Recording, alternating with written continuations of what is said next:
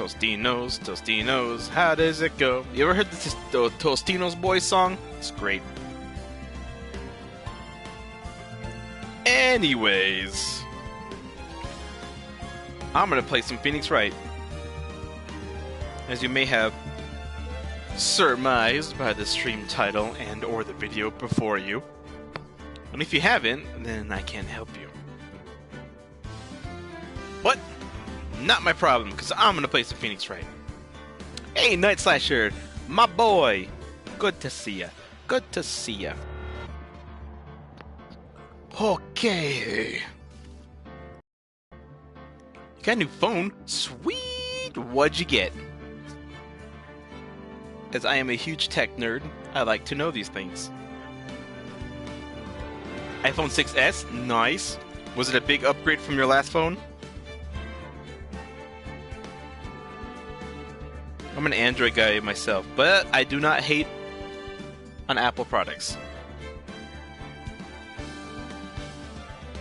Dun, dun, dun, dun, dun, dun, dun, dun, dun, dun, dun. Gonna start in a minute. Piranha better get in here or else I can't help him.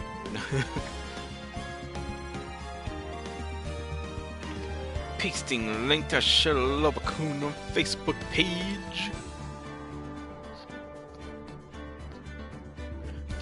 Dun dun dun dun dun. Dun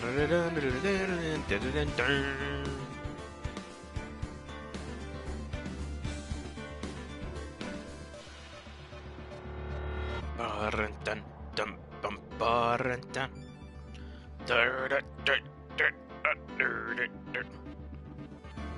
Six. The SIM card was for. Oh, yikes! Well, I'm happy that you got a new iPhone, though. That's always a great feeling. That whenever you get a new upgraded phone, those are just the best days. I love those days. I have a Samsung Galaxy S10, and like the day I got it, it's like the day I brought home a newborn child. When you peel that plastic off just right, these hills sing.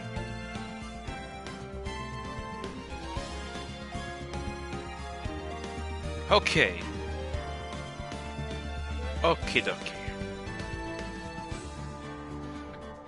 Here we go. Oh, it's trial day. Yes. Trial days are my favorite days. And it came 2 weeks early. Bomb. That's amazing. That is fucking fantastic.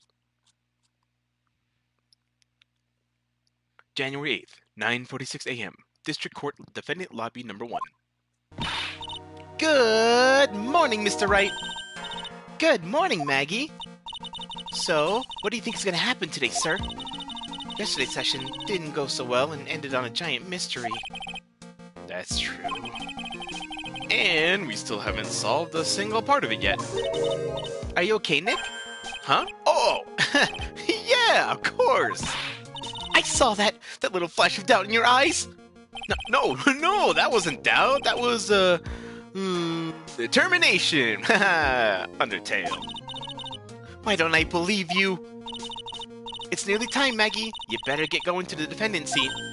Roger, don't let me down, Mr. Wright. I'm counting on you. Oh, I forgot my fact. That's why I'm not confident. Hey, pal! Yeah, he's Gumshoe. He's the best guy. Totally wasn't ready to read him. Let me go to... Ooh, I think this is the end of this trial, and then after this trial... Ooh, the next 2 cases are gonna be so good! Ooh, baby, I love your ways. Here we go. Okay. Hey, pal! Oh, hey, Detective Gumshoe. Quit stressing Maggie out. She doesn't need that. How did you know she was stressed? I was watching through the doorway. Oh. You look like you lost the case already. Show a bit of confidence, will ya, pal? Here, maybe this'll help. Huh? Have you taken up aromatherapy too? Not in a million years, pal. Don't tell me that you don't remember this thing. Come to think of it, that doesn't look like one of those aromatherapy bottles. This is the small bottle that turned up in the Tribun's kitchen a couple days ago. Wow, look at all these little bottles. Oh, they're aromatherapy oils. He's got so many, they're overflowing into the floor. Hey, wait a minute. There's one bottle that's different from all the others. Well, what do you know? And it doesn't have a label either. And it doesn't smell.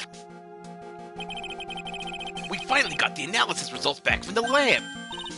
So, what is it? Is it the poison? I'm afraid not, pal. It's, medication. Medication? The ear medication. Yeah, for ears. Topical use only, apparently. For ears? You mean... Yeah, it's the medication Glenn Eld was using for his ruptured eardrum. Subnautica after this? Maybe. I'm not sure if I'm in the mood for Subnautica, but maybe. We'll see. What was Glenn Eld's ear medicine doing in the kitchen? Small bottle, the victim's ear medication, found covered in unidentified fingerprints in the kitchen. What about the unidentified fingerprints? Anything on that? Someone screwed up, so they only had time to analyze the contents of the bottle. Another hour and they might have gotten something on the prints, but... Oh, that's gonna weaken its impact as a piece of evidence. Okay, pal, this is it. Make sure your defense is impregnable today. Got it? Today's trial? I'm gonna expose that guy for what he's done. Oh, my name is Phoenix Wright. Cause now, it's poisonal. Whoosh smack! Court is now in session for the trial of Maggie Bird. The defense is ready, Your Honor. Ready and waiting as always, Your Honor. Ah, very good. Then we'll get underway at once. Yesterday we heard the testimony of Mr. Victor Kudo. He claims to have witnessed the defendant putting a powder into the victim's coffee. However, the witness's testimony was plagued with a number of problems. The mark on the rim of the cup shows that the victim drank from it with his right hand. But, according to the old man's testimony, he picked it up with his left hand. Thank you, Mr. Godot. Furthermore, according to the witness's account, the victim was listening to the radio with an earpiece in his left ear. Yet, the victim's left eardrum was ruptured, which made him effectively deaf in that ear. It's amazing how many contradictions a single case can have, huh, Nick?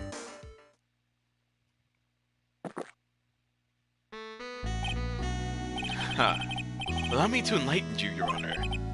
The world, you see, keeps turning, and we must turn with it. You lost me already, Mr. Godot. Don't let the mysteries of yesterday mystify you today. Only losers think like that. You've got to change with the times. That's one of my rules. Are you implying that you've resolved these contradictions? You know the answer to these riddles? The old guy wasn't just throwing seed in here. He was throwing us off the scent. And today I'll prove it. Smack! Well then, very well, let the first witness take us in. Oh boy, it's Big Gay Chef. Boy, folks, yes! Let's get him watch numbers up. That's awesome. And you are? Oh, bonjour everyone. I am Jean Armstrong, the owner and the head chef of La Trilogy restaurant, enchanté. He's so great. Forgive me for asking, witness, but, are you a woman? Oh la la, monsieur. As you can see, I am la pert and perky gentleman, no? Where? On the day of the incident, you were in Trebian's kitchen. Isn't that right? With you, monsieur. Everything feels right.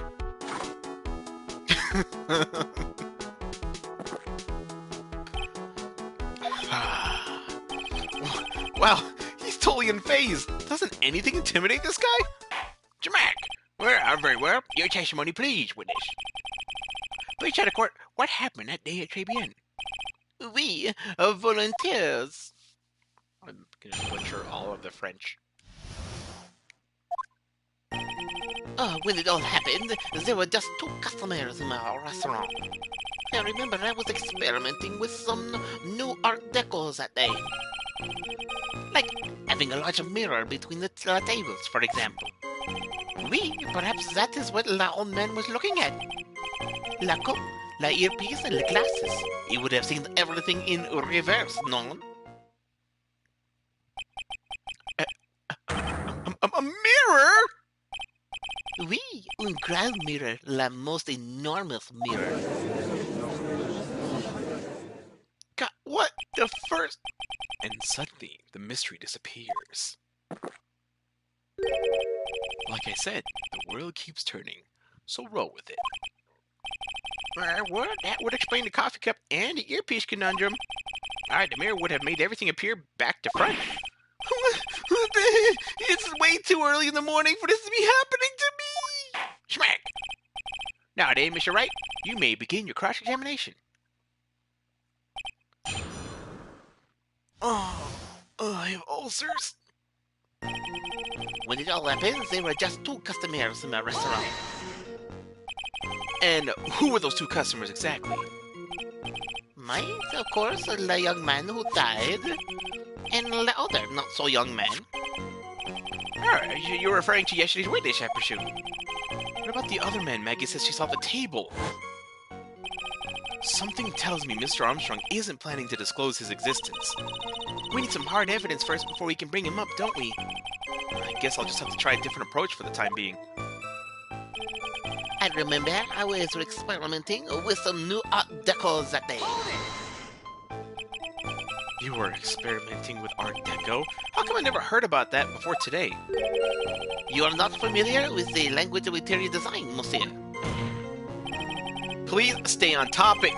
Now, why didn't you tell me that? Why didn't you tell the court about this before? But I did just a few moments ago.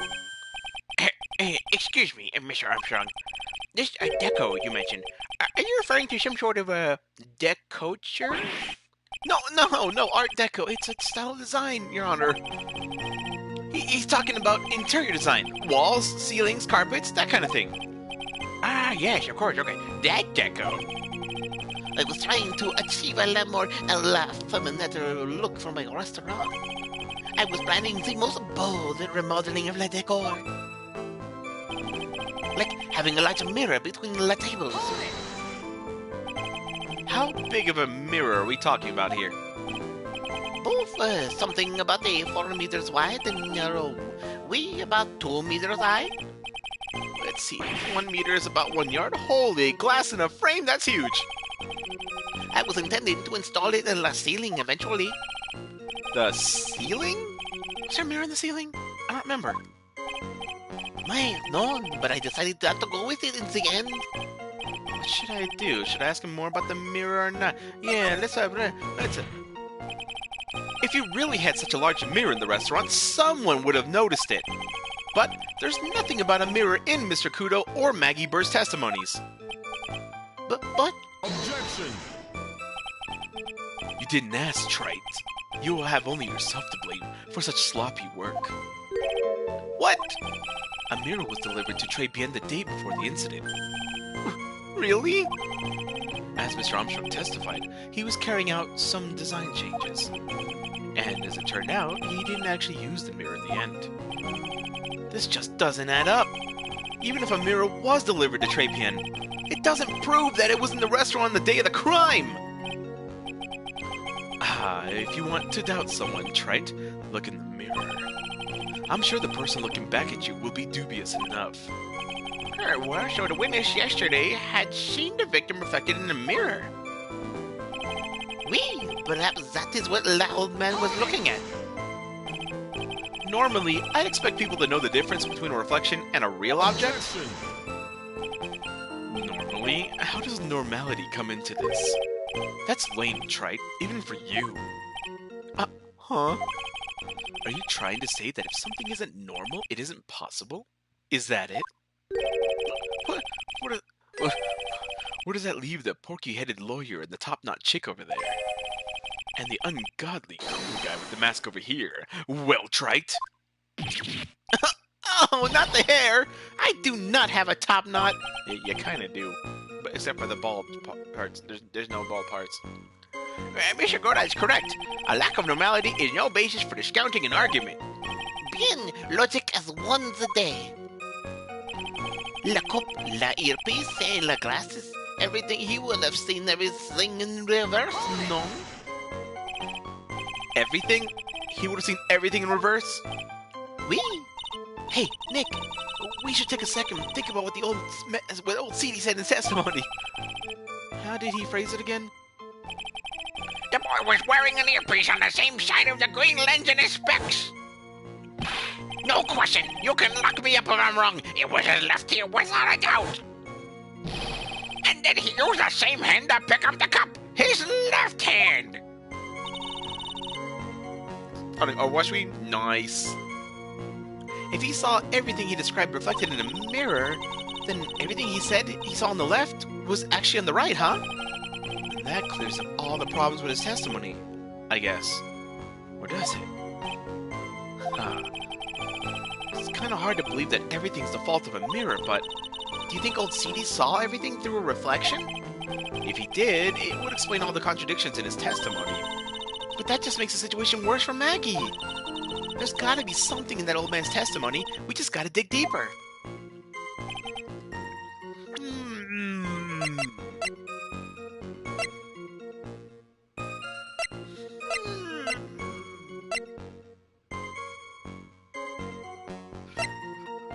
Okay,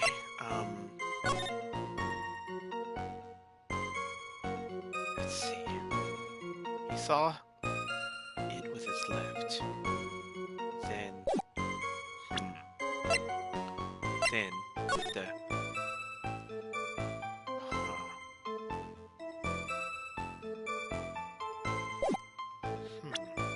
okay.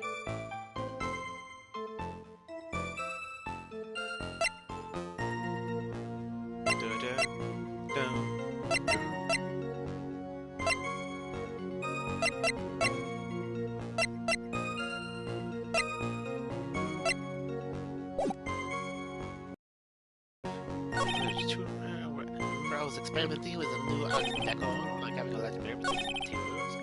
Perhaps that's what I was looking at. Now this, having a large mirror between the tables.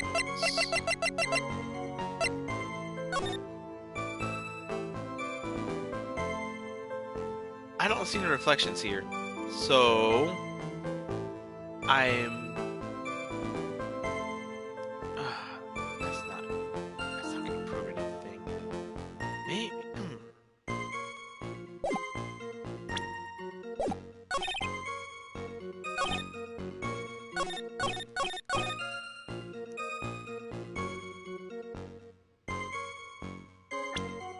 I've seen everything in reverse.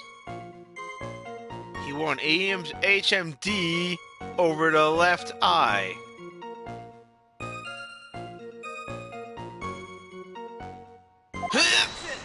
Oh, thank God. She watched my stream. Thank you. I appreciate that. The coffee cup, the earpiece, and the HMD. Let's think back to Mr. Kudo's testimony for a second, shall we? The boy was wearing the earpiece on the same side as the green lens of his specs. No question. You can look me up if I'm wrong. It was his left ear, without a doubt. So, to summarize, we were told that both the HMD and the earpiece were on the victim's left side. Now, if Mr. Kudo saw all that as a reflection in the mirror, well then it means that both the HMD and the earpiece were actually on the victim's right side. Exactement. You see, monsieur, now that you think about it, it is not so hard, no? Unfortunately, that's where we run into a monumental contradiction with the facts. If Mr. Kudo really did see everything in a mirror, then why is it that the HMD is now on the wrong side of his head? Smack! Order! Order! What? Mr. Wright is correct. If the witness genuinely observed the victim reflected in a mirror, then we would expect the victim's eyepiece to have been over his right eye. Objection! How bitter. Trite, you should have a taste for this bitterness. It'll calm you down in no time. Are we talking about your coffee or something completely different? You don't understand the way the witness thinks. How he thinks? You remember this, I presume? The I broke the vase apology, Mr. Kudo's sworn testimony? Exactly. The old man has one very grievous habit, other than throwing seeds. The more of an impression something makes, the more muddled his mind makes it. And what's most striking about what's the most striking thing about Mr. Elg? Oh, clearly it's the victim's eyepiece. I just realized that his name, Glenn Elg, is a palindrome, which makes sense because of this whole right side, left side stuff. See, it's another pun. I just got that. Anyway, that's my point. The old man strikes again. Mr. Elg's HMD made a big impression on the old man.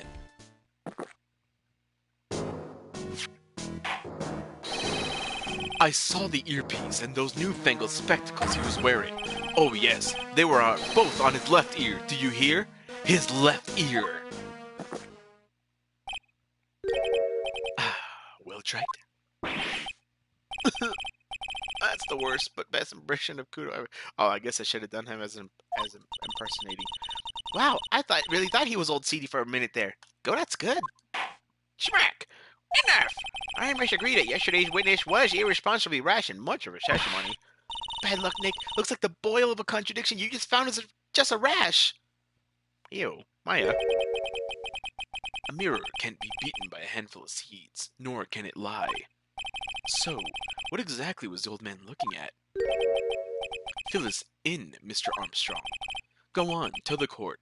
We're all ears. Oui, I can explain. Please, if you will look at the plans of the restaurant. The mirror. Alors, is everyone sitting comfortably? La mirror, it was in the middle of the restaurant, dividing the two halves. There is only one seat from which you could have seen an image of the victim. That was the seat at the table next to the victims. That is where the old man was sitting. After the terrible accident occurred, I moved the mirror so it was not in the way. But naturally, I did not touch anything else. Why does the guy have a visor for the face? We don't know yet. We don't know, and we won't know until the end of the game. It's a plot twist. I see no problems with the explanation we have just heard. From the table next to the victims, Mr. Kudo could have seen the victim in the mirror. What a naughty little coquette I am. Confusing all the men like this? Don't worry about it. We can keep up, except for the guy breaking out in a cold sweat over there again. I hate that guy! You said you didn't touch anything else apart from the mirror. Are you quite sure about that? Falling toes, of course. Smack! Well, very well, Mr. Wright. Your cross-examination, if you please.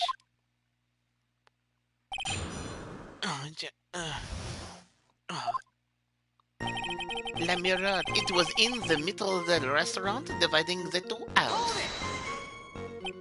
So, run this by me again. The mirror was here, correct? Oui. We?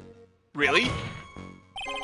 Because I know if I were you, I wouldn't have put a mirror there. It'd be in the way. Objection.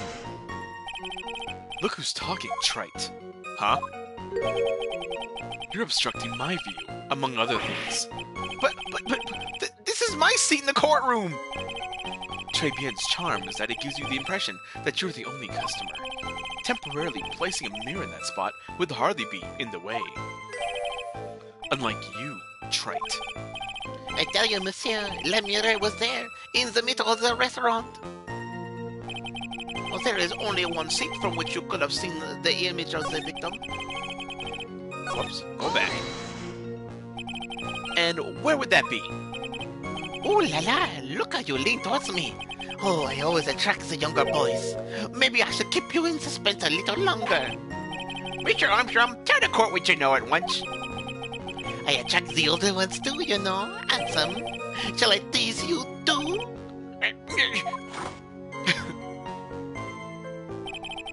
I'm already seeing a very hot someone, so I'm afraid you'll be waiting for a long time.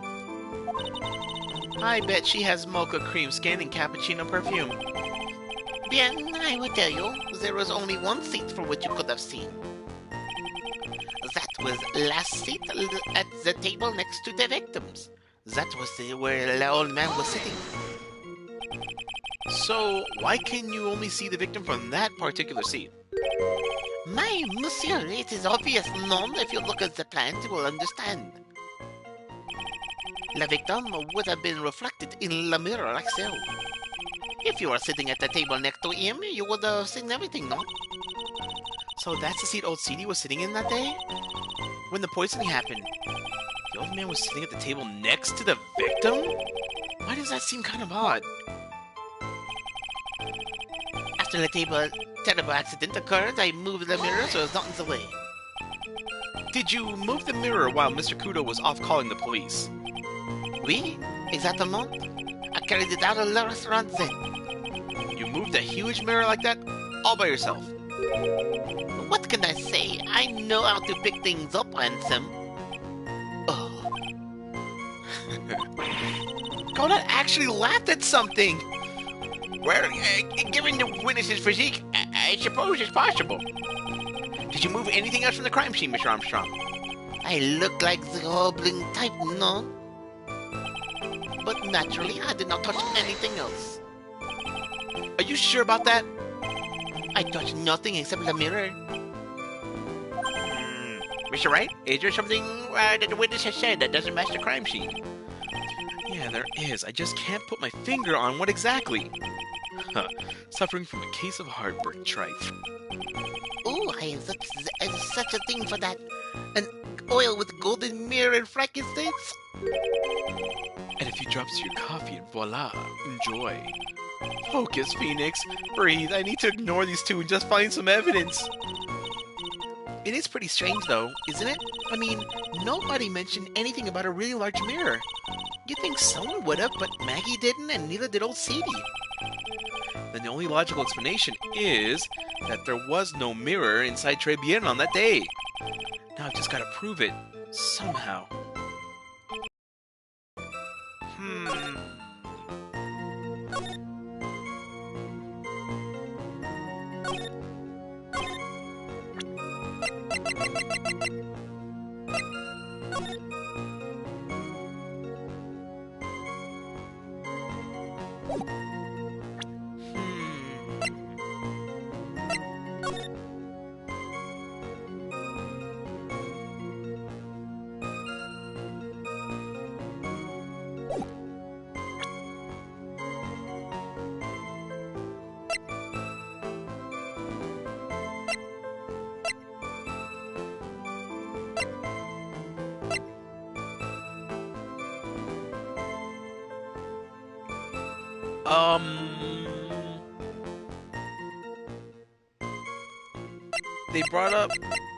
They brought up the thing about what he said was weird. Where was it? It was the third one, so this one. Oh, wait. Victor said he broke the vase. He said he broke the vase, but there's a vase right there. Right there! There's a vase right there! Face to the face. Your Honor, Mr. Kudo's words yesterday strongly contradict Mr. Armstrong's testimony. This is the letter of apology that was written by Mr. Kudo, is it not? I realize it looks useless, Your Honor, but this is still testimony. I guess useless people are only really good at identifying useless things. What relevance does this scrap of paper have with the trial, Mr. Wright? Mr. Kudo's testimony is actually very relevant to the question at hand, Your Honor, because it very clearly contradicts with this piece of evidence. Take that! This piece of evidence contradicts with the testimony we have heard, Your Honor. The crime photo? Yes, this photo clearly shows something that theoretically should not exist. What on earth do you mean by that, Mr. Wright? Should not exist? Sounds like you're describing yourself, Trite. Shrek, Well, now then, if the defense would please clarify its statement. What is there something that should not exist in this photo?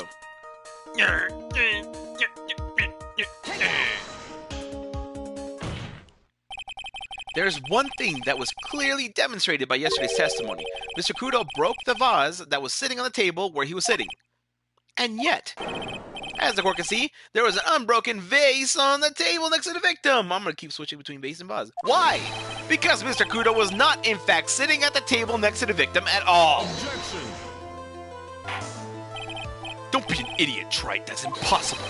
That seat's the only one Kudo could have seen the victim's reflection from. Exactly. There is only one conclusion that we can draw from this contradiction. There was no mirror in Très Bien on that day.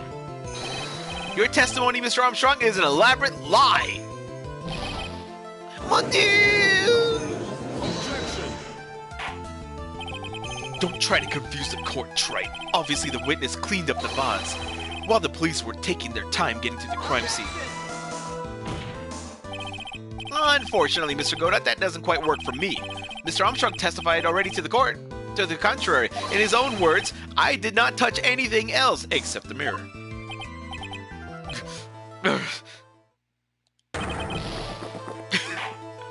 Smack, what witness? What do you have to say for yourself? I was right. There was no mirror in the restaurant that day. Well, in light of this revelation, we return back to the original problem. Why did the victim have an earpiece in an ear in which he couldn't hear? You only get one shot in life. There's no turning back.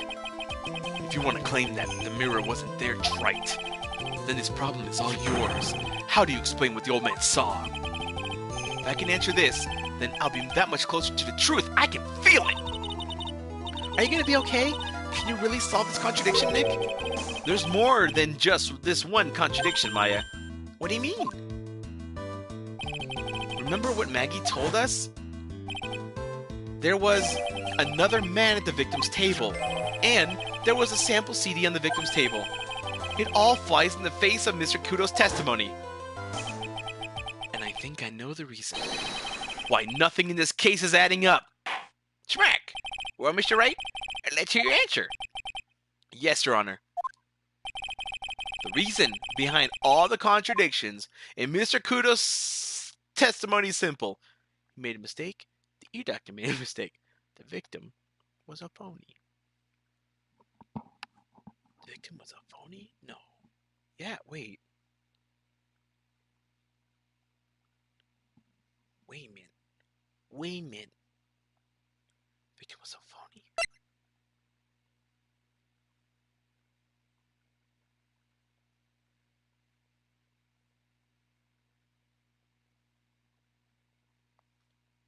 Victim was a phony. What? Wait.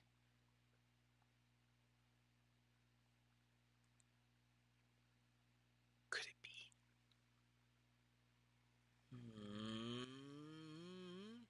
Kudo didn't make a mistake. The ear doctor is ridiculous.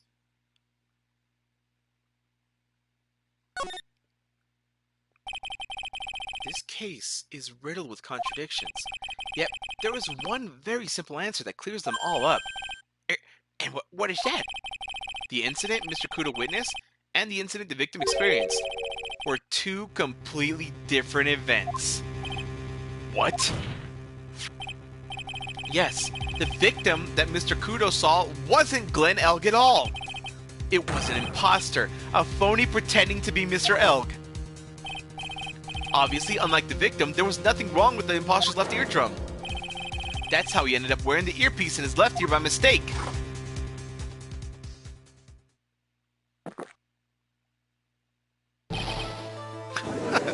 Got him. Smack, smack, smack! Order! Order in the court! Settle down or I'll clear the courtroom! Quiet, Krebs. Why don't you clear out of here? What'd you say? Trite, are you saying that what Mr. Kudo saw was a setup? Yes. Someone pretended to be Glenn Elg and acted out the whole coffee poisoning, all for the express purpose of creating a witness out of one Mr. Victor Kudo. Objection. Get real, Trite. Why would anyone want to do that?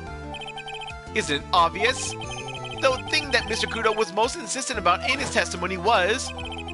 The serving girl brought him a cappuccino, but she put something in it. That's the serving girl, right there in the defendant's chair. I remember her well.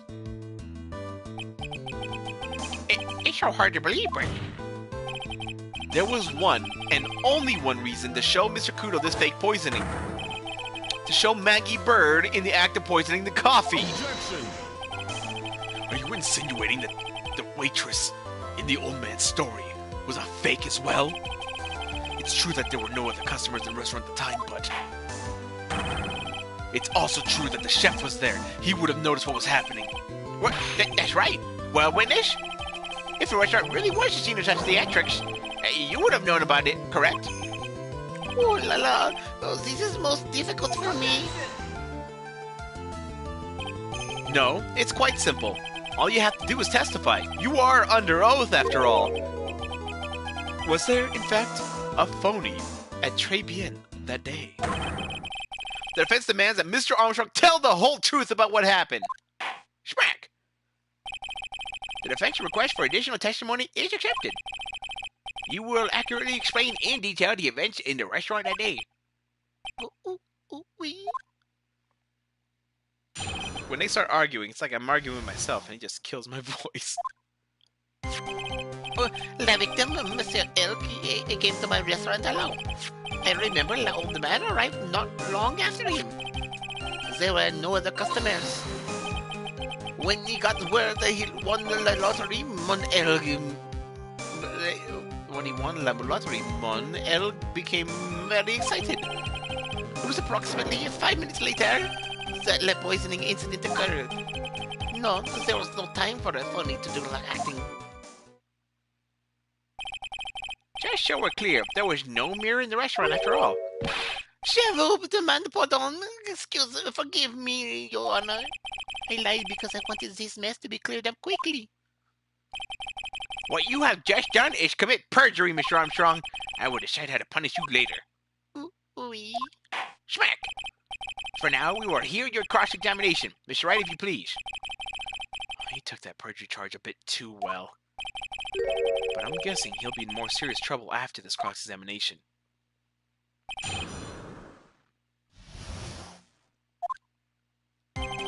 La victime, Monsieur L, came to my restaurant alone. Was he alone at his table as well? My, oui, I saw him from the kitchen. Yet the defendant, Miss Bird, remembers it differently. She swears that there was another man at the victim's table. Objection!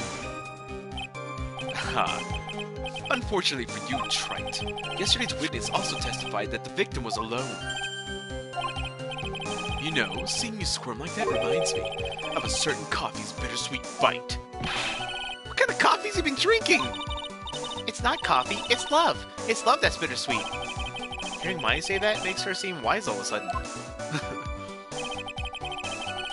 Hey, Piranha! Well, it's about time you showed up. Yeah, it's just getting good. They found out there was a fake victim. I don't know why Pearls is here. And yes, there is a fake victim, so now we're trying to figure out what exactly happened. We don't have time to talk to the plant. I am on the trial. I am about to get murdered. I remember the old man arrived not long after him. By old man, you mean Victor Kudo, correct? Oui, he comes often for my special coffee. I drink your coffee once, Mr. Armstrong. It's special, I'll give you that. It's worth a sip just for the experience. Oh, you make me so happy, monsieur. You are most welcome anytime. I said it was worth one sip, and nothing more. So, old Mr. Kudo arrived at the restaurant around the same time as the victim. Maybe I should ask about his arrival in more detail.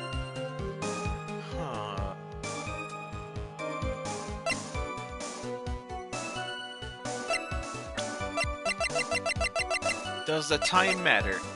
Time of death was between 1:30 and 2:30. I guess it does. Out of curiosity, about what time was it when Mr. Kudo arrived?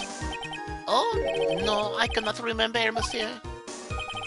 Well, I believe we were told by a witness yesterday. The crime was reported at 2:25 by a kind of scary old man, sir. Does that perhaps jog your memory, witness? Like it happened about 20 minutes after he arrived. So the victim must have arrived between 2 p.m. and 2:10, no? Just after 2, huh? Thank you for your help in jogging my memory, Monsieur. You are so wonderful. I can't sit here all the time and do nothing now, can I? Smack! The time of day will be added to the witness testimony. We must judge. Everything I do it for you. Merci bien. Oh, that's French, isn't it? But at least one person is in a good mood. He's even humming a song to himself. I remember the old man arrived not long after p.m., just after 2 p.m. Are you absolutely sure about the time? When I think really hard, I am sure it was just after 2, oui. It is the time I stopped serving the lunch menu. Quite right. I always break for lunch when the restaurants are serving their specials. I've been known to wind up a case early just to make it on time. Heh. I guess you should never get between a hungry judge and his lunch. Oh, would you look at that? It's almost lunchtime already. Witness! Get on with your testimony, please! There were no other customers. So your only customers were Mr. Kudo and the victim. How many times do you need to ask the same thing, Trent? You'd never catch me drinking the same blend twice. Huh? You're trying to establish the presence of a phony victim in the restaurant. But you're wasting your time. You can't grind birdseed to make coffee, if you catch my drift. But there's a hole in the testimony somewhere. I'm sure of it.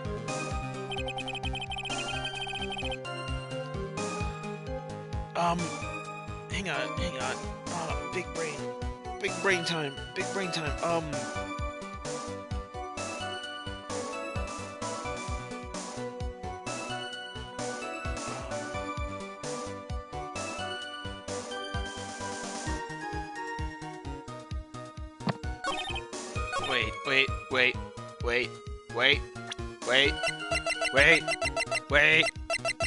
Wait.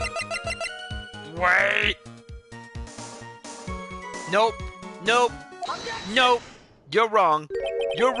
I'm afraid I finally got you, Mr. Armstrong. Good? What do you mean?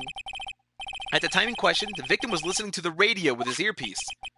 The show he was listening to was Millionaire Radio. Each week, they announced the winning numbers of the $500,000 lottery ticket.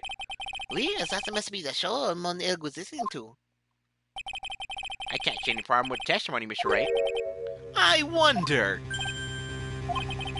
You say the victim arrived at your restaurant just after 2 p.m., correct? Oui, I am sure of it. I remember it perfectly now. I remember it was that time because I just finished serving the lunch menu.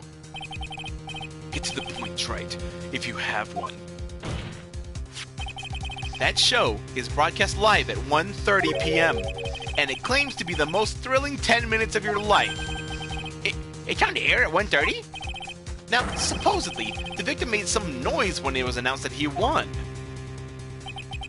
And yet, I don't believe his cry of joy could have occurred after 2 p.m. Because the show had already finished more than 30 minutes earlier by that point in time. No! This victim we've been told about has done nothing but the impossible. Listening to the radio with a ruptured eardrum, catching a show that was already over. There is only one conclusion you can draw from these facts, that this victim was an imposter acting out the poison 30 minutes after the real murder. Yes, there were 2 Glen Elgs in Trapian that day. The real Glen Elg, now dead, having been poisoned by the real killer, and the phony Glen Elg acting out the events for Mr. Kudo to witness. It certainly seems that way. I mean, if that wasn't the case, well, how would you explain the time discrepancy? Quite a performance, Trite. You were almost on a roll.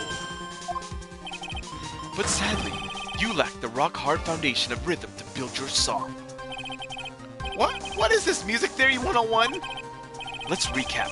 According to your imaginative theory, it's just now after 2 p.m. The phony Elg is performing a play for the benefit of Mr. Kudo. How do you explain then where the real Glen Elg is? I don't believe I have to spell this out for the court. However, at that time the real Glen Elg was already dead. Well, that's certainly the obvious conclusion.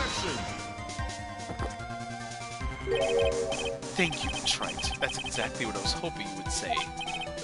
What? Now, I presume you can prove this theory of yours. Can you explain where the missing corpse went to? The missing corpse? According to the old man's testimony, there was only one other customer there. If that customer was the phony Glenn L, then where did the killer hide the body of the real victim? Ah! Smack! Alright, the prosecution has a valid point, Mr. Wright. If your theory is to stand up to examination by the court, you must provide us with proof of your answering the prosecution question. Where did the killer hide the body? Yes, Your Honor. No conjecture, Trite. Let's hear some facts for once. Show the court a piece of evidence that proves where the body was hidden. Evidence? What's with the intense pressure in here all of a sudden? I thought I had him with that contradiction. But he's turned it all around and backed me into a corner instead. Smack! Well, Mr. Wright, the court will now hear the defense's theory and evidence. First, where was the body of Mr. L concealed?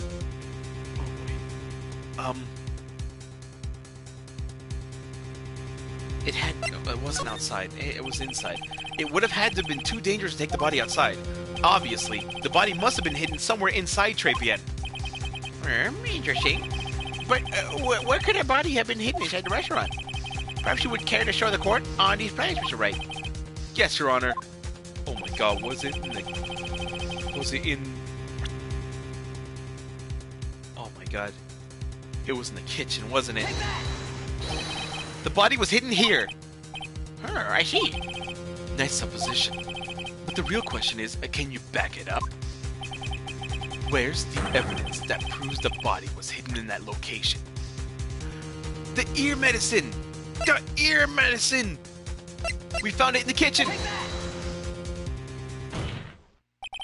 Mr. Armstrong, do you recognize this bottle? No. I've never seen that ugly bottle before in my life. I only use the very best bottles, monsieur. The highest quality only for me. Where was that bottle found, Mr. Wright? Interestingly enough, Your Honor, it was found in the kitchen of Trapian. What? But I only ever use these bottles for my aromatherapy oils. But this bottle doesn't contain aromatherapy oil, Mr. Armstrong. No, it contains medication. What kind of medication? I'm sure everyone remembers, don't they, that Mr. Elk visited an otolaryngological clinic, an ear clinic, and was given medication that day. You can't be serious. The defense had the contents of the bottle analyzed, and I had the lab results here. Contents of the bottle matched the prescription that was given to Mr. Elk. Glenn Elk's murderer hid the body in the restaurant kitchen, at which time this bottle fell out of the victim's pocket. Mr. Armstrong, when the incident occurred, did you say that you were in the kitchen? Mon Dieu! Yes, you know what I'm about to say. It was you who hid the victim's body. You did a fine job pretending to defend my client, Maggie Bird. However, you were setting her up to take the fall behind the poor girl's back. No! Smack! Order! This is an extraordinary development. Witness, did you murder Glenn Elg? No, never! I could not do such an horrible thing. Godot? No! Mr. Godot? The bitterness. Every time I get lied to, I always down a mug of coffee. That's one of my rules. Do you have the slightest idea how many cups you've had by now? Then I like to do the same to the person who lied to me. I like to take them down with my empty cup. Listen up, chef. How about a brand new flavor in your ear, my H-deficient friend? Please, you must hear me out. It is a trap. Listen to me. Por favor. That's Spanish. Yo hablo español, Mr. Armstrong, and por favor is Spanish. I'm only gonna ask you once. Did you do it? None, none, absolutely none. I simply,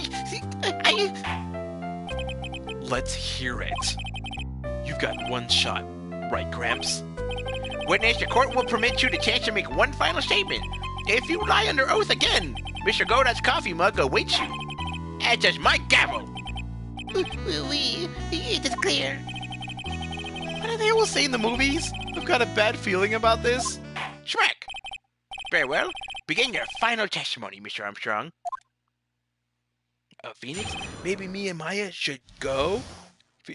No! Fuck no! Mr. Wright. I said fuck no! It is true. I hid the body in the kitchen. A man forced me to do it. I had no choice. I had to go along with him because there was a reason why I could not refuse. But I did not kill him, I swear. You must believe me. You were forced by who? I cannot say you, or I would be erased. Let's try a different question then. When Mr. Elk died, was he really the only person at his table?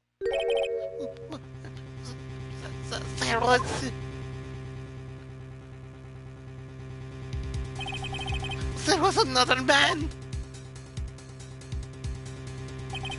I knew it! Maggie was telling the truth. Smack. You may cross-examine the witness now, Mr. Wright. There's just one more thing I need to do. I gotta break this guy and get him to tell us the name of the real killer.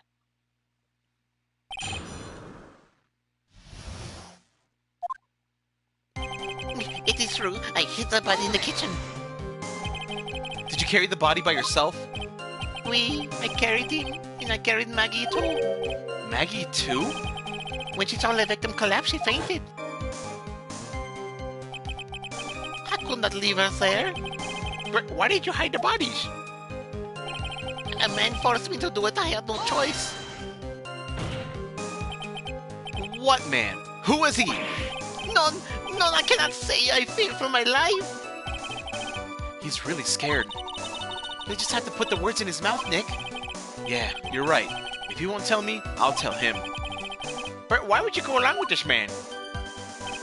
I had to go along with him because there was a reason why I could not refuse.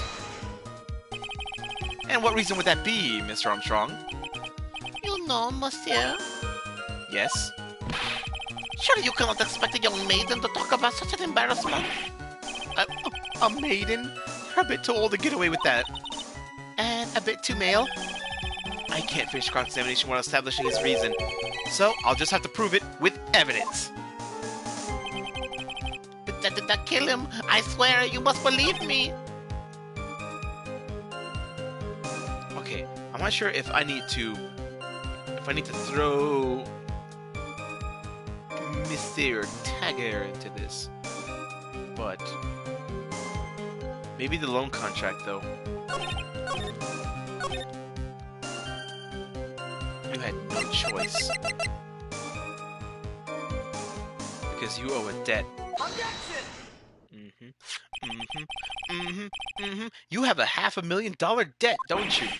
$500,000? Is this true, Mr. Armstrong? Oui, this way, totally. I was a weak. I borrowed the money. This is Mr. Armstrong's Achilles heel. And that's why you couldn't refuse anything asked of you by this man.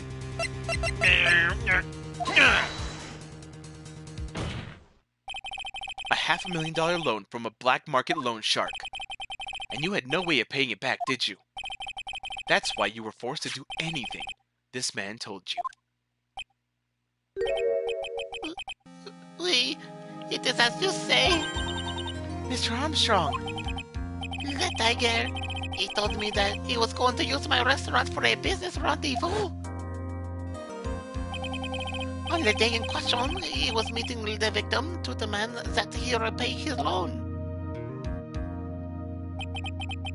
I don't know why it happened like that. I just did what he told me to do. I had no choice. I carried the body and the inconscient Maggie out of the dining area and into the kitchen. After that, I just tried to forget what I had seen. I think we can now safely say that the man who forced her hand was Mr. Furio Tigre.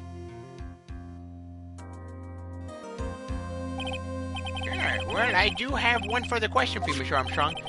The poison and the lottery ticket that were found in the defendant's apron pocket, was that your doing as well? None! I do nothing about that! Making it look like it was Maggie who had done it, I was not. It is despicable! Smack! Mr. Godot?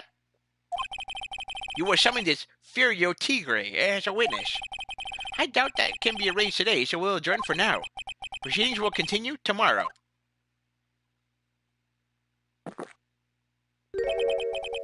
30 minutes. What? The trial will go on. I'll see to it to myself. I need half an hour to get that guy on the stand. Not a minute more. What? How the... Don't sit back and relax yet, Trite. No one knows if that chef is really telling the truth or not. This trial could still go either way. Smack! Very well. Your request is granted, Mr. Godot.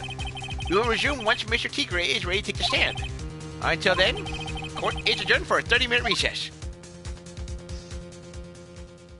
Holy cheese and crackers. What in the tar nation? Godot's so fucking cool, though. I love him. He is best guy. Not right now, but he is best guy.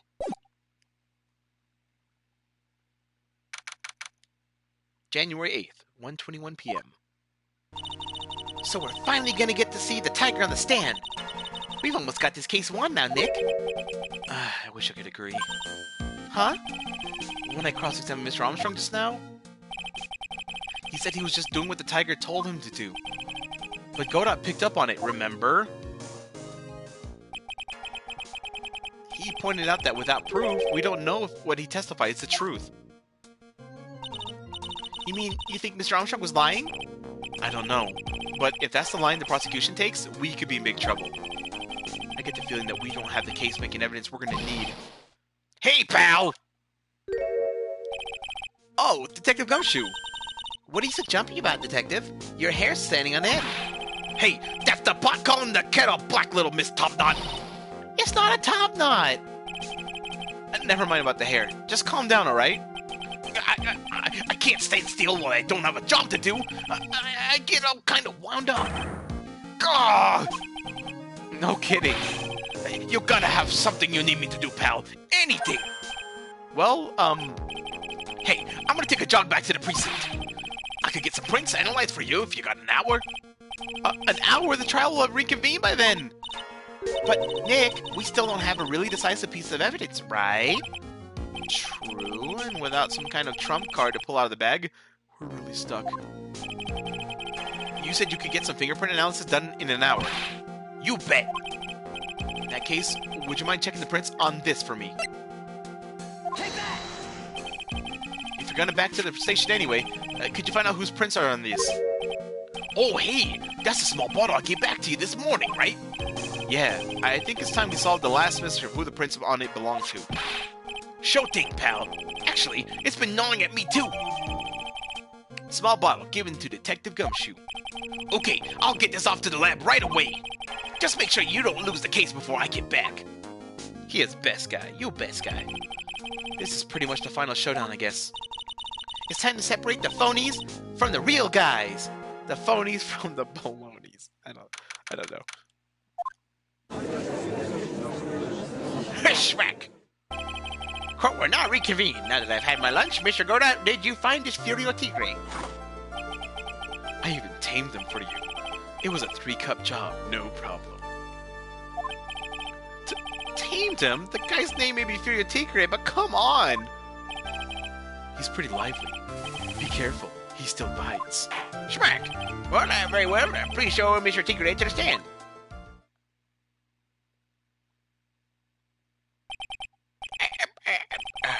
Witness, please state your...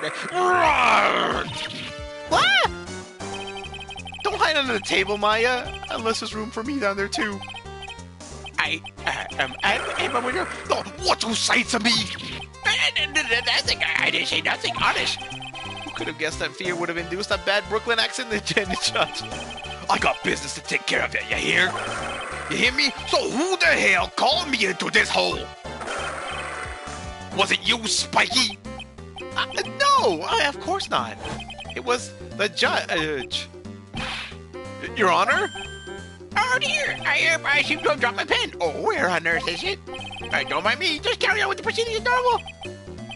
That's it. We're doomed. Maybe you didn't hear me. I said, who the hell was it that called me in here? There's no need to shout. We can all hear you. What'd you say? There's no point struggling. You're caught in a snare. The relentless snare of the law. So cool. And I'm the one that hauled you in. Too cool. Don't let him get the better of you, Nick. Let's start with the basics. You know about the incident in question, correct? Incident? I don't know nothing about no stinking incident, mask boy! You mean you didn't attend the previous trial by Maggie Bird? Maggie who? I've got more important things than watch courtroom dramas. Of course. Well, perhaps you would give your testimony then. Please tell us about what you did in the day of the murder. Phoenix Wright.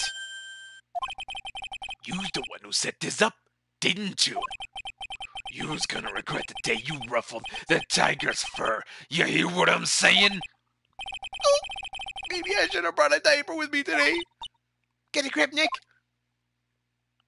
Can't help it, Maya. I have no control of my bladder right now. I don't know nothing about no murder. I was tied up with business in December last year. Spent all my time in my office. I got whales lined up to borrow cash from tender lender every single day. You just want to check my alibi? Just ask Violetta. Alas, I found my pen. Very well then. Miss Wright, your cross-examination. What is it? Please wait as if you can refrain from shouting out like that. I know the kind of games that guy in blue plays. That lowlife ain't no lawyer. He just punches his way out of stupid details until he wins. Lowlife? Me? Listen up, smarty. Every time you ask me something that doesn't relate to this case, I'm gonna bill you $50,000, and you's gonna borrow the cash from me. That's one long contract I refuse to sign. And don't think it's gonna hurt when you tangle with the tiger. I love a good spectator sport. Just a minute. That's really not... This witness is, how can I put it, a hungry tiger roaming the urban jungle. Get on his bad side and he'll bite everyone's heads off. Yours too. Very well. I have no choice but to impose a penalty system here. God damn it. You'd better be listening. I said I got business to take care of. Big business. If I don't split now, I ain't gonna catch my bus. Smack. The court will impose a penalty for any irrelevant pressing of the witness testimony. Keep that in mind as you begin your cross-examination, Mr. Wright. Yes, Your Honor. You can do it, Nick. Come out from under there already, would you, Maya? I need emotional support. Oh, God. Eric, pressing of this witness will cause health damage. Oh, I don't know nothing about no murder. I was tied up with business in December last year. Spent all of my time in the office. Are you sure about that? We're talking about 1 month ago, you know. You see these teeth? That's how sharp my secretary is. Sharp? Is he talking about Viola Cadaverini? She writes everything in my scheduler. December, mainly in the office. That's what it says. So that's where I was. That seems like a rather sketchy schedule. There he goes again. What Tiger did all of December isn't the issue. What's important is what he was doing on the day of the murder, so now what? Mr. Tigre, what you want? If you wouldn't mind going into a bit more detail. This is a dead-end trite, and you know it. Remember the rules. No, it's essential that we establish the witness alibi accurately. I agree. The victim was killed on December 3rd. Were you in the office that day too? Maybe you ways ain't listening. Of course I was. I never set foot outside. I had meetings all day with a bunch of cats wanting to do business with me. I ain't never seen a youngkin before. I do believe the witness last statement was important. Mr. Gray, if you could please. Mr. Tigre, the court asks you to add that last statement to your testimony. Don't let an animal beat you. Be a man, Your Honor. Ask him yourself. The day you was talking about, I was in the office too. I never saw that kid before. Oh, that right there. That right there. That right there.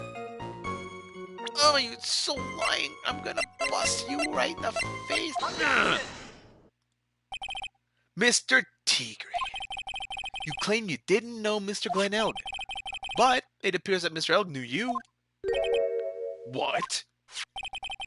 Mr. Elg left this little note in his calendar. Meet with the tiger. And the date, December 3rd. December 3rd? Well, that's the day of the murder. So, Mr. Tigre, I submit that you did indeed know one Mr. Glen Elg, because on the very day of the incident, you met with him.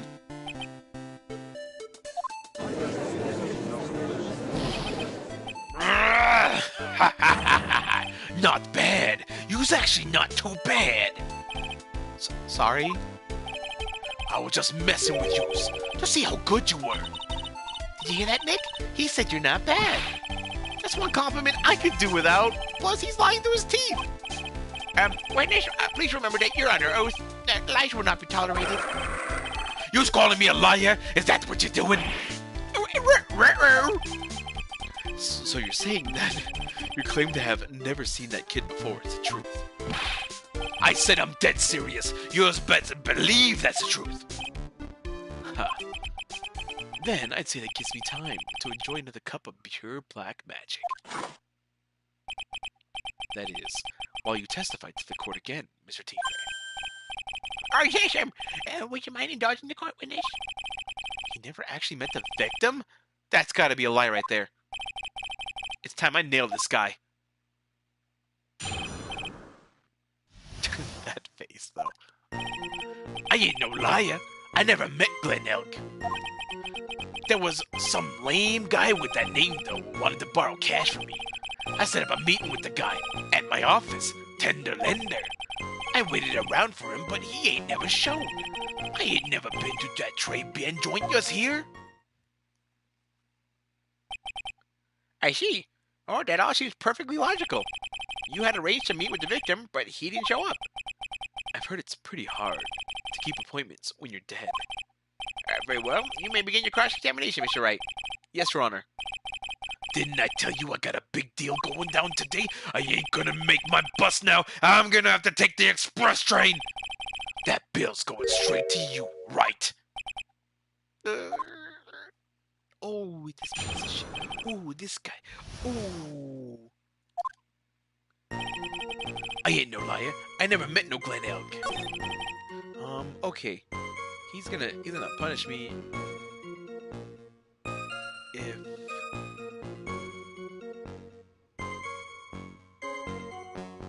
Wait a second.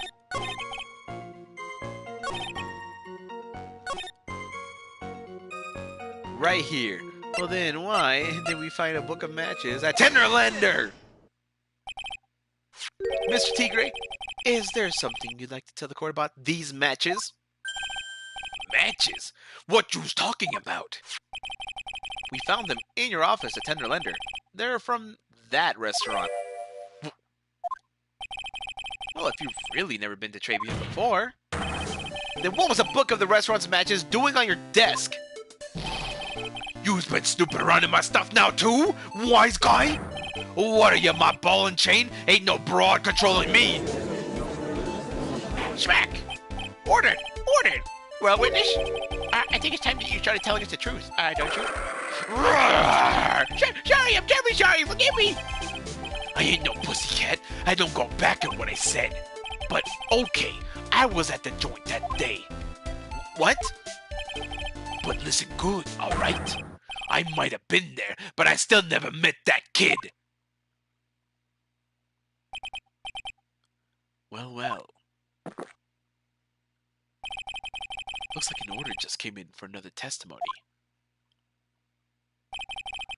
I am this close to proving it was him.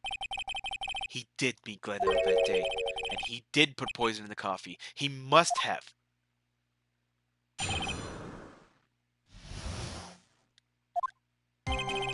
I was supposed to meet with the kid at the restaurant that afternoon. When I opened the door to the joint, I saw one ugly scene. The guy was laid out over the table, stiff as concrete. I figured if the place wasn't hot already, it was gonna be, so I split.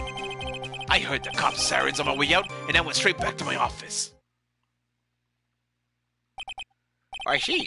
You didn't actually meet with him in the end. Well, Mr. Wright, your cross-examination, please. Yes, Your Honor. Hold it. If I wait around here any longer, I ain't even gonna make the normal express. No more stupid questions. Ha, no problem. Anytime Trilogy presses you on something irrelevant, I'll see to it that he pays a penalty. Mr. Koda, that's my job. Your job is to slam that little hammer of yours and call a guilty verdict. So do it. Yes, sir.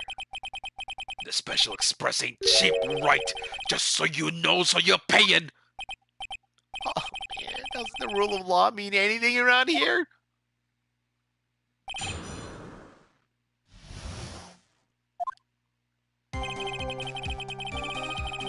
Oh boy, okay. I was supposed to meet with the kid at the restaurant in the afternoon when I opened the door. Ugly scene. Guy was dead. I figured to play watering, so I split. Cop siren on the way out. Back to my office.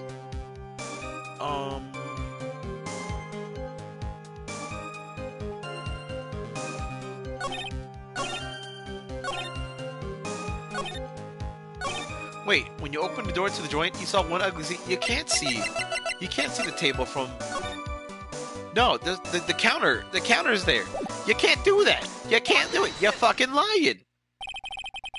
You're something of a loan collecting pro, aren't you, Mr. Tigre? No one escapes the tiger's clutches. Well, I'm something of a lie detecting pro. And no one escapes the Phoenix's clutches. I think it's time that we got something straight. What's this, Trite? A new line of irrelevant questioning. These are the floor plans of the crime scene. You say that you were standing at the entrance, Mr. Tigre.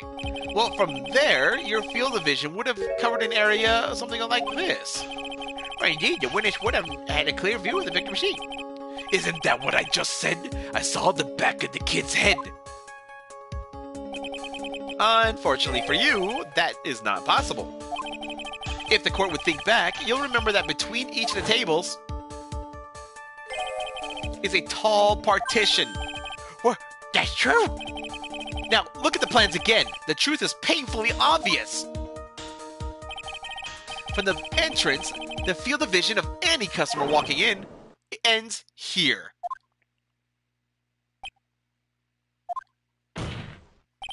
So, from the entrance of Très Bien, you couldn't have seen the victim's seat. But you did see the victim that day because you met with him. Raccoon! Yeah, I think I'll be streaming still. It might not be Phoenix Wright, depending. But I'll be streaming. But good to see you again. I miss you, pal. Wrong. Have you forgotten the old man's testimony yesterday? The victim was alone at his table. But the defense just proved that point to be moot. The victim witnessed by Mr. Kudo was not Glenn Elg, but a fake. What? In order to have Mr. Kudo false to testify, the real killer posed as the victim just as he had the chance. Oh my god. The real killer posed as the victim he had just killed and acted out a charade. Smash! That will do! This trial has gone on long enough without the obvious question being answered. Who exactly was the real killer who impersonated the victim? You say the killer murdered Glenn Elg and then impersonated his victim in a performance for Mr. Kudo? Well, in that case, Mr. Wright, revealed the identity of this criminal to the court. Well, it's obvious. It had to be Tigre himself. Obviously, the killer is Furio Tigre. No one else could have done it. What? What witness? Grr. Oh, now that's cute. You think you can pin this on the tiger? Maybe you don't understand. The tigers is the king of the jungle. So I dare you to say it. Come on, you got the guts. Well, you can't threaten me, Tigre. It's a defense. Go ahead and tell the witness, Mr. Wright. Mr. Wright? Sounds to me like it must be you, old man. You've got guts, I'll give you that. Mr. Wright, do not leave me to handle this alone. Perhaps I can end this embarrassment. Mr. Godot? Let's just go back over Mr. Kudo's testimony one more time. The old man didn't see just the victim. Oh, no. The servant girl brought him a cappuccino, but she put something in it. There's no question about it. She's very conspicuous. She put a white powder in there. Was the victim he saw the real victim or not? That doesn't matter. The fact remains he saw the accused put the poison into the coffee. Well, yeah, it was the waitress who poisoned the coffee. Very impressive, Mr. Godot. Waiting for my absence to launch your attack? Found your pen at last, trite? It was in my pocket. but anyway, Mr. Kudo witnessed two people that day. He saw the victim, the supposed Mr. Glenelg, and the waitress from behind. Oh, yes, your point, Mr. Wright? I think the conclusion is obvious. If this Glenelg was really the killer in disguise, then surely it's possible the waitress was also part of the show. What? You mean the waitress was an imposter as well? The defendant, Miss Bird, fell unconscious immediately after the incident. And someone used her fainting to hatch an elaborate plan to pin the murder on her. Smack! Who on earth was it? Who was this waitress that Mr. Kudo witnessed? It be that Goyle. Who is this woman? Her name is Viola Cadaverini. She's an employee of Tender Lender. You was making a big mistake. Do you know who Violetta's father is? You better be going home in an armored truck tonight, if you know what I mean. Stop shaking, Nick. What was I? Yes, the defendant, Miss Bird, has also stated the following. Well, when I took the coffee over to the victim's table, it's true that there was another customer in the restaurant. She was sort of creepy. And she had kind of a cackling laugh.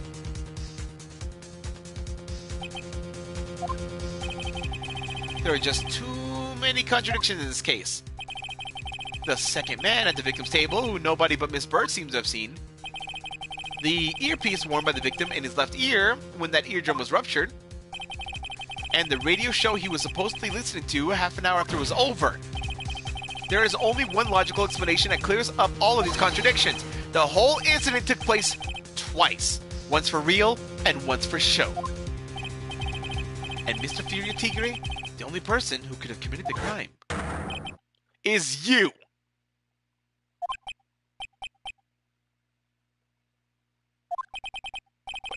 Witness, what have you got to say? That's cute. Sorry? You's alright. I could do with a guy like you around. What do you mean?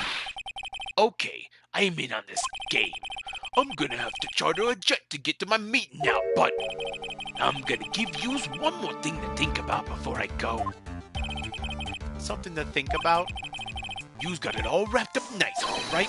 But yous missed out on one real important thing. But that can't be. I was at the joint that day, and I met that kid too. But I couldn't have poisoned him, you see it? What? Do you really expect us to believe you now, Mr. Tigre? What a troublemaker.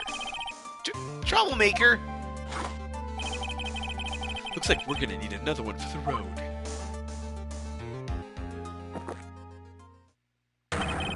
One more steaming cup hot of hot testimony. Indeed. Witness, you will explain yourself to that court. I will give you one more chance to testify. What happened that day at Trebien between yourself and the victim?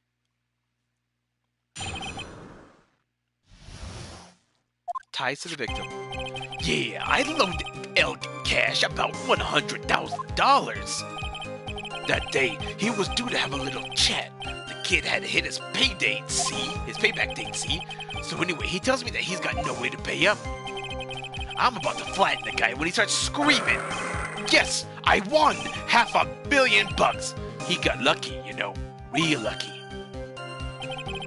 If that waitress hadn't done what she done, everything would have been over. Now, I see that the principal amount that you loaned Mr. Elg was $50,000. Yeah, well, you've got the VIG. You got the VIG to take into account.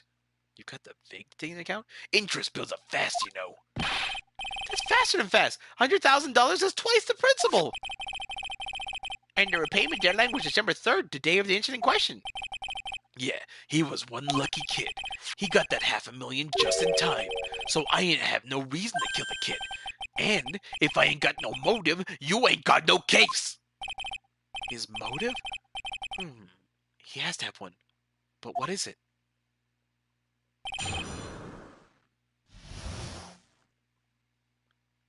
This is the last one. This is it. This is the last one. This is the end of the case.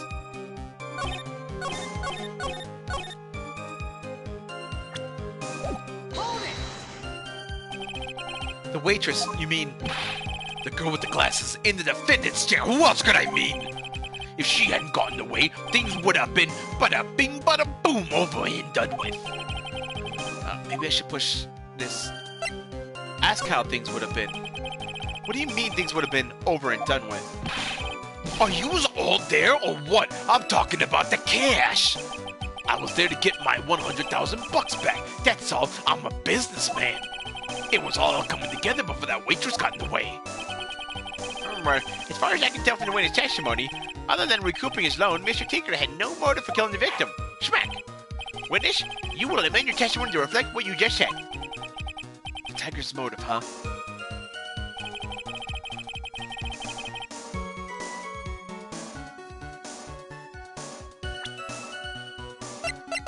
Oh yeah, he did. Oh yeah, he did. Oh yeah, he did. So you just intended to get back the $100,000 Mr. Elg owed you, correct? I loaned the guy the cash, so that's my right. Unfortunately for Mr. Elg, I don't believe the $100,000 is what you were really after. Objection! What are you getting at, Trite? What else would a moneylender be after other than money? Oh, the moneylender was after money, but money in a totally different league. The kind of money that a single disc like this would fetch. What is that? A computer virus, Your Honor. A virus called MC Bomber. A computer virus? What is one of those do? A computer virus is a program that wreaks havoc in the insides of a computer. Computer? What is one of those do? I guess that beard isn't the only part of his honor that is a farm from the Stone Age. I'll explain it to you later, Your Honor. Right now, this is the important point.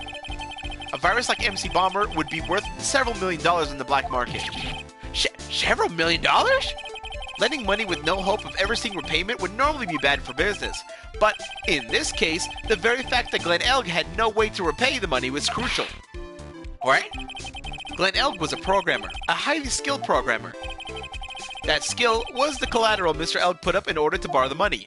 Objection! You're trying to suggest the witness's motive was to get a hold of that program? Exactly. The witness may have poor fashion sense, but he is by no means an idiot, Trent. A man like him could get his hands on $1 million without resorting to murder. Well, of course he could, provided that he had time. But what if he had needed the money right then? When the pressure's on, the luxury of choice tends to disappear. Smack! It seems that you have a logical conclusion for this theory, Mr. Wright. Would you care to share with us? Why did Mr. Tinker need the money to the tune of $1 million? Because of this medical bill. In December of last year, you found yourself in need of a huge amount of money. About 6 months ago, you were involved in a traffic accident, weren't you? An accident involving a car and a scooter in which a young woman was injured. She was taken to the hospital where she underwent surgery. How much of this do you know? These medical papers document the treatment of the young woman in question. According to these, her operation cost $1 million. And yet, when the payment was due last month, you somehow managed to pay it in full. What, $1 million? A preposterous sum. Someone could sue those HMOs. No one would pay a bill like that. If the medical association got wind of it, the hospital would end up as dead as a morgue. But Mr. Tigre had no choice but to pay, because his very life depended on it. Run!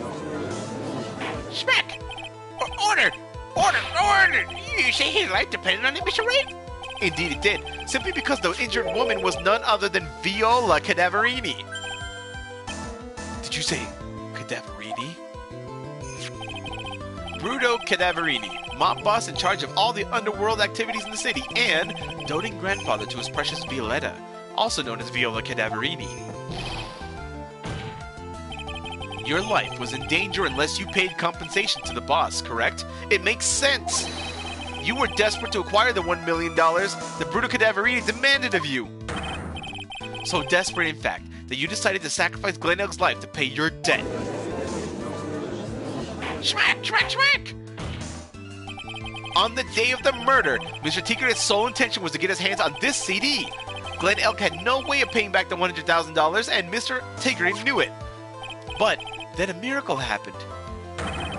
The kind that Mr. Tigre would have preferred to say never happened, but he can't, and neither can I. The lottery win. Exactly. At the 11th hour, Mr. Elg won $500,000 on the lottery, which left Mr. Tigre with no way of getting his hands on the all-important CD. At least, no legitimate way. Reminds me of that meme when you sprinkle the salt. So he resorted to illegitimate means. That's crazy. He murdered Glen Elg and made his next move to frame Maggie Bird for the crime. Mr. Tigre posed as Glen Elg, while Viola Cadaverini played the role of Miss Bird. And then they reenacted the whole thing in order to establish a witness. The witness being the one that we all heard testify yesterday, Mr. Victor Kudo. That guy said trite. That's crazy.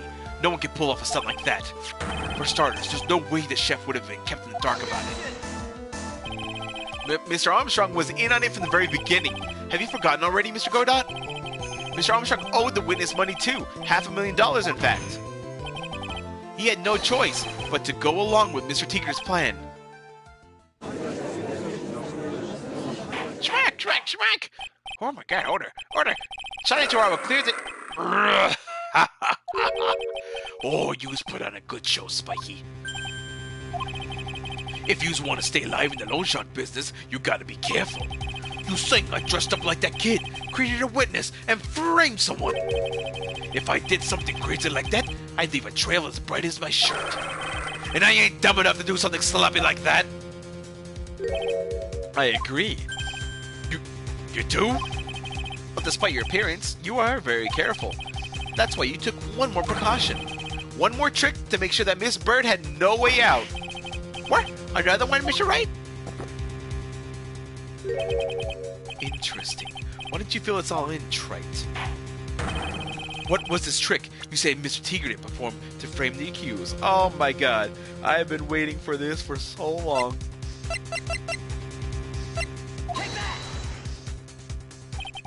Well, what on earth is that? Oh, what an insult to think anyone can be fooled by such a childish imitation. Consider yourself insulted, Your Honor. Mr. Tigre, you didn't just pose as the victim on the day in question. A month ago, in this very court, you posed as me. What? The truth. It's the truth. But the witness looks nothing like you, Mr. Wright. Although, well, now that I think about it, it was you, wasn't it? Well, no doubt it was you, standing in here, this very courtroom a mere month ago. The Phoenix Wright who put up the most disreputable, shabby defense that I had ever seen.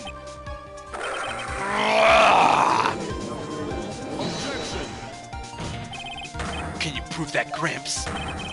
Prove the attorney who represented the accused here a month ago was this man. Are you prepared to take the stand and testify that it was him? Go up. Hey, forget about it, yeah? Well, I wouldn't do something like that. Not me. Oh, you made a mistake, right? It was someone else, huh? What the? Have you no pride, sir?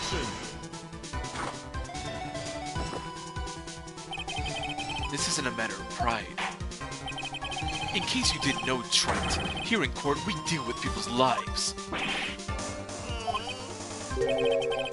Mr. Go, that's right. Your Honor? Or speaking for myself, I am absolutely convinced. The attorney in question was the witness standing before me now. However, I preside over this court as the judge, with the vested power to hand down a verdict. Someone in my position cannot be swayed by a memory without evidence to support it. No! Smack! If the defense has no further evidence, the court will now excuse the witness. The circumstances surrounding Mr. Tigre are dubious for sure, but not conclusive. But we've come so far.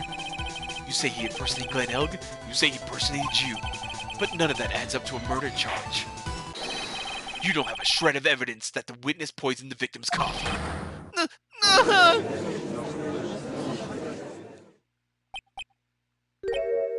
Ha! Sucks to be you, Wright. Don't mess with the tiger, or you're gonna get mauled. You's got that? All he managed to do here was chase him around a bit. But I was so close to getting him to admit his own guilt. Looks like I won't be needing a refill. If I had just one more piece of evidence, and maybe I could get Maggie off the hook. Smack! Well, this witness cross-examination is over. You are free to go, Mr. Tigre.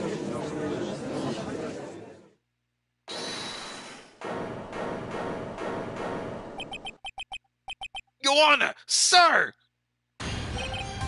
Wait! It's Gumshoe! It is the best boy! Detective! I love that picture. Detective Gumshoe! Sorry I took so long, pal.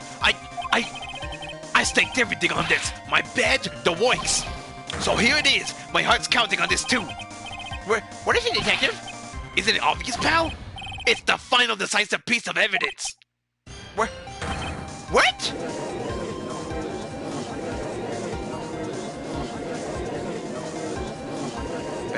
Best guy. Sorry it took so long, pal, but I finally got the results from the lab. The results? About the prints, pal, from this medicine bottle. Oh, so? Do you know who the prints belong to now? Do you think I'm some kind of hack detective? Of course I know! So, tell us. They're the tigers, right? I knew it. You bet! Clear as crystal, all over the bottle. They're Fury Tigre's paw prints, all right. That's great. We got them now, Nick. What's wrong with you? You've hardly said a word since Detective Gumshoe got here. He's laid everything on the line for this, Nick. I know. Look, I'm sorry. This is kind of hard to say, but it really doesn't make any difference whose prints are on that bottle now. Huh? What? Why not? What we need to produce at this stage in the trial is irrefutable evidence that the tiger put poison in Glenn Elk's coffee. He's already admitted that he met the victim. The fact that his prints are on this bottle, that doesn't really make any difference now. I knew it. Great. No matter how hard I try, I'm never of any use. No, that's not true, Gumshoe. Hey, don't be so hard on yourself. This was our last chance to help Maggie. And I've been working on some useless piece of evidence the whole time. It's alright. I'm a real loser. It's not breaking news to me, pal. Detective Gumshoe? Maggie! You've been working on something for me? Oh, sorry to let you down, Maggie. I know you didn't do it. You know, I'm a detective. We're supposed to be able to prove stuff like that. I'm really sorry. I'll get out of your hair now. Detective Gumshoe, wait! He's gone. Isn't there anything we can do now, Nick? I wish there was. Gumshoe worked so hard to get that evidence. If only there was some way I could use it. Ugh.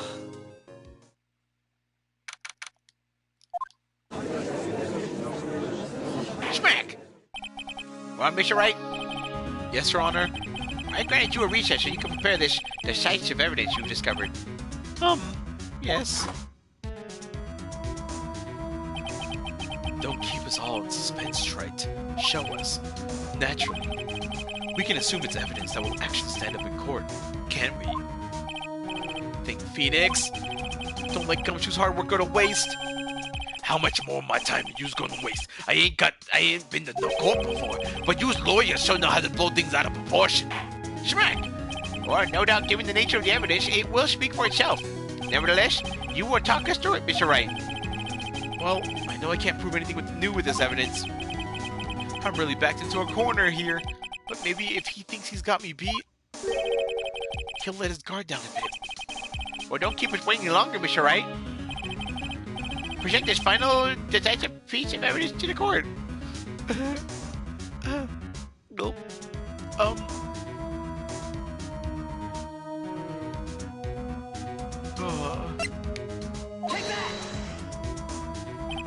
Well, this is the defense's final piece of evidence. Well, is that the victims? Your Honor! Naturally, the court is already aware of the contents of this bottle. However, interesting new information has come to light. We have clearly identified some fingerprints on it. Fingerprints belonging to you, Mr. Tigre. What?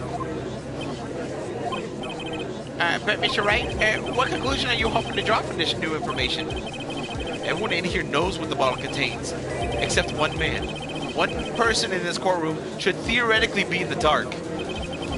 My prints on that pansy-looking bottle? Is that what you're saying? Well, what the hell's in it anyway? A phony trial, a phony lawyer, and phony clues. Everything about this case has been phony. Seems like the perfect excuse for some phony evidence.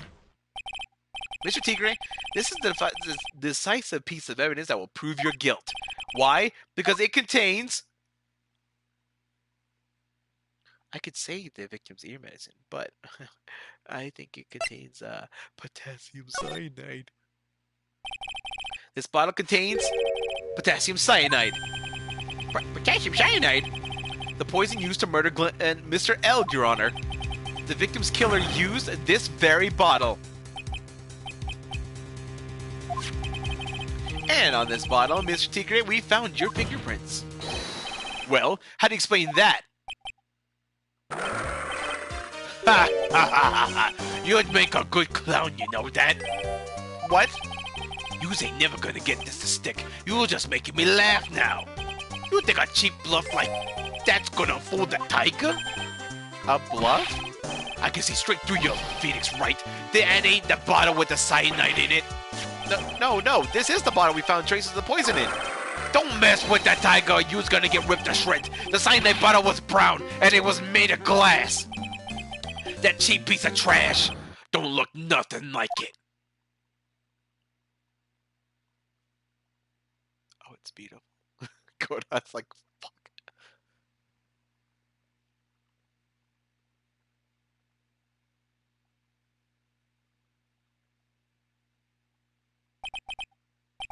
Got him! At last.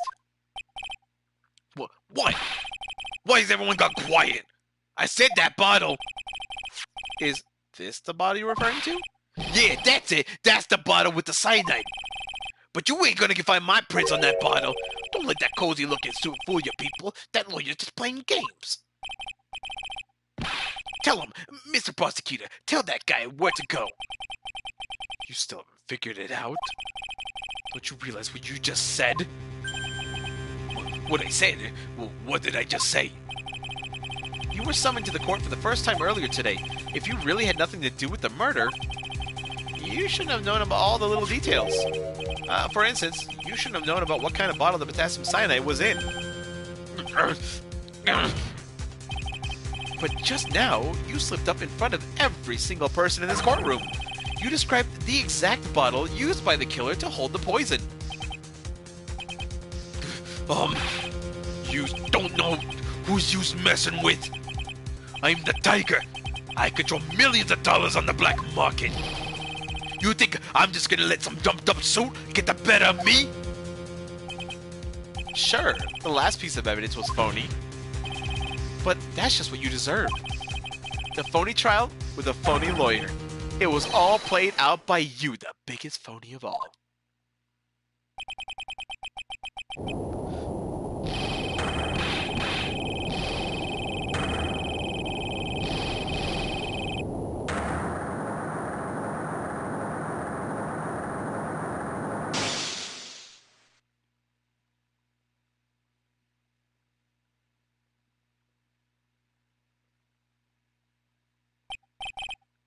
What's going on? It looks like a blackout. Well done, Trite. I saved my 17th cup of coffee just for you. Savor it. While you watch the police restrain your prey.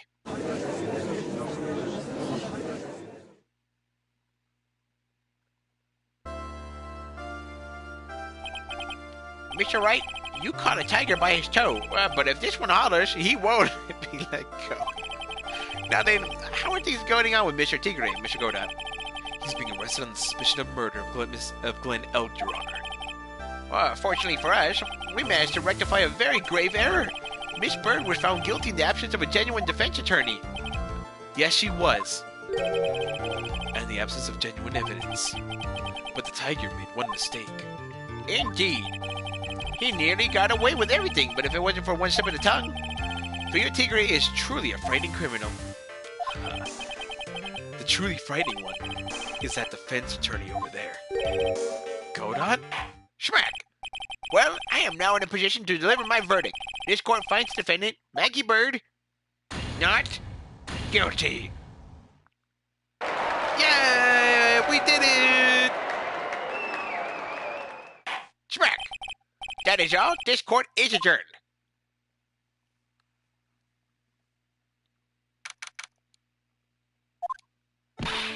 Mr. Wright, I'm at a loss for words. Thank you, sir. Congratulations, Maggie. I was so mad when Mr. Wright landed me in all that trouble a month ago, but now I feel like I can forgive him. Hey, that wasn't me, Maggie. That was the tiger. Look, Nick, in the doorway. Oh, Detective Gumshoe. Oh, guess I'll be heading off then. See you around, pal. What? Wait!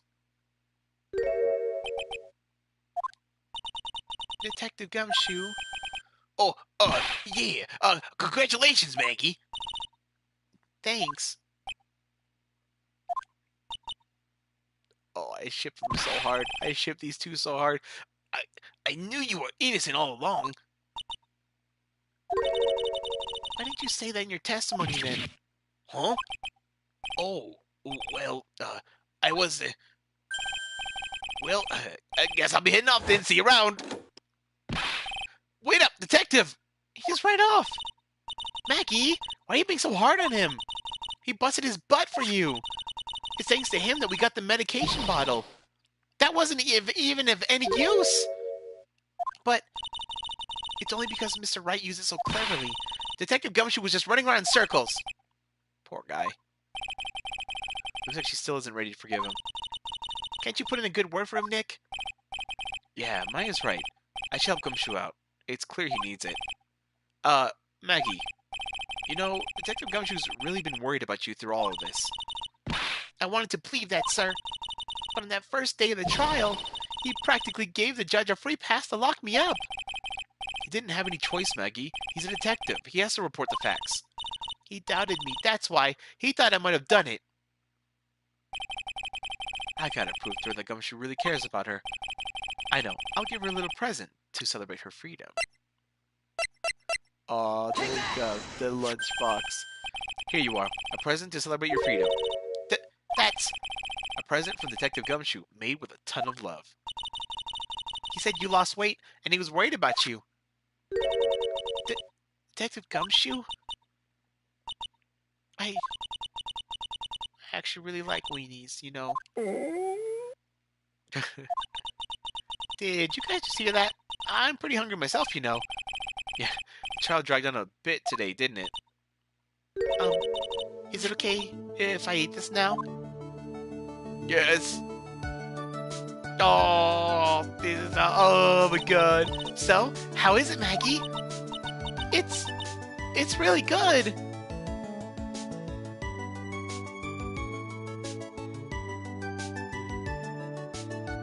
So the case of phony versus genuine comes to an end. The false allegations surrounding Maggie have all been cleared up.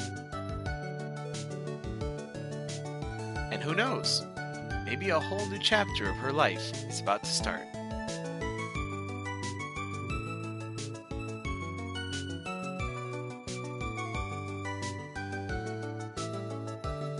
Yay! That's the end! It's so good! She needs some Mary Gumshoe. They can have lots of little gumshoes. Edgeworth!